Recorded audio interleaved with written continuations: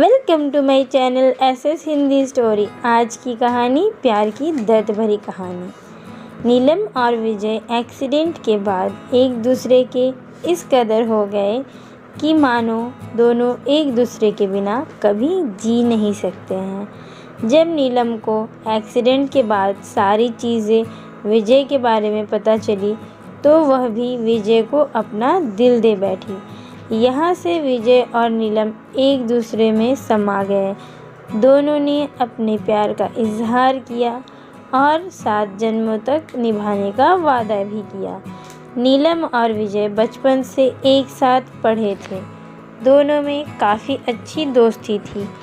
किसी भी बात को लेकर दोनों एक हो जाते थे। दोनों में कभी कोई मतभेद नहीं होता था। जब भी कोई लड़का नीलम को कुछ कहता तो वह विजय से ज़रूर शेयर करती थी। विजय को यह बात बहुत पसंद थी। नीलम विजय का बहुत केयर करती थी। उस एक्सीडेंट के बाद दोनों में इतना प्यार आ गया था कि जिसकी कोई सीमा नहीं थी। नीलम और विजय की लव स्टोरी जब फेमस होने लगी तो नीलम के घर वाले उसकी शादी करने का फ़ैसला किए और शादी के लिए लड़का भी सिलेक्ट कर लिए। जब यह बात नीलम को पता चला तो उसके होश उड़ गए। उन्होंने विजय के बारे में घर वालों को काफ़ी समझाने का प्रयास की तो उसके घर वाले नीलम को बड़ी बेरहमी से पीटा और नीलम का घर से निकलना बंद कर दिया और फ़ोन तक छीन लिए। अब विजय इतना बेचैन हुआ कि उसके घर पहुंच गया, जिससे उसे भी काफ़ी पीटा और पुलिस को फ़ोन कर थाने भिजवा दिया। इधर नीलम के शादी का दिन भी नज़दीक आ रहा था। वो चाहती थी एक बार विजय को मिलकर सब कुछ बता दूँ, क्योंकि दोनों के बीच में बहुत ही पारदर्शिता थी। कभी भी एक दूसरे से कुछ भी नहीं छिपाते थे।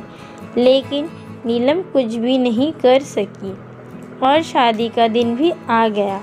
आखिर में लड़की को विजय को छोड़कर किसी और से शादी करनी पड़ी। विजय ये सब सुनकर काफ़ी परेशान हुआ।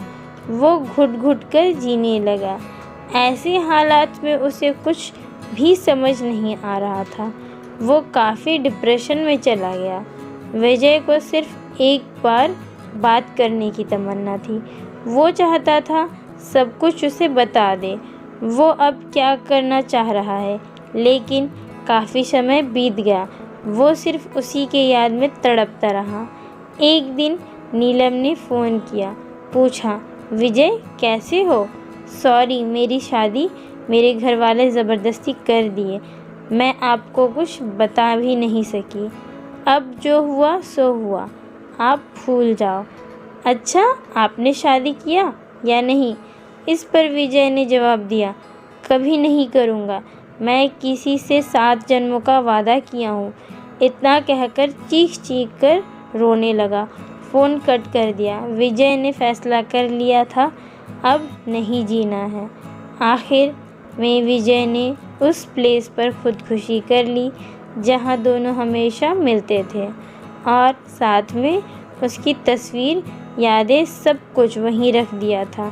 मरने से पहले नीलम ने नाम का एक संदेश भी लिखा था। नीलम, आप मजबूर थी शादी के लिए तो आप बेवफाई की, लेकिन मैं तो अपना वादा निभा सकता हूँ। कभी भी मुझे गलत मत समझना। मेरी ये नींद काफ़ी सुकून की होगी। जब से आपकी शादी हुई थी कभी भी सो नहीं पाया हूँ। नीलम यह जानकर काफ़ी रोने लगी। उस समय ससुराल में ही थी।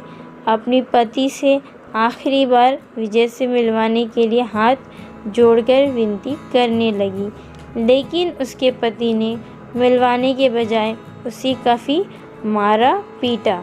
इसके बावजूद वो रुकी नहीं। नीलम ने अपने घर वालों से सिसक कर बात की और उन्होंने सारी कहानी बताई। इसके बाद खुद को फांसी के फंदे पर लटका लिया। तो दोस्तों, हमारी आज की कहानी यही समाप्त होती है। हम कल फिर मिलेंगे एक नई और मनोरंजक कहानी के साथ। Thanks for watching this video. Please like करें, सब्सक्राइब करें और कमेंट करके ज़रूर बताएं कि हमारी कहानी कैसी लगी।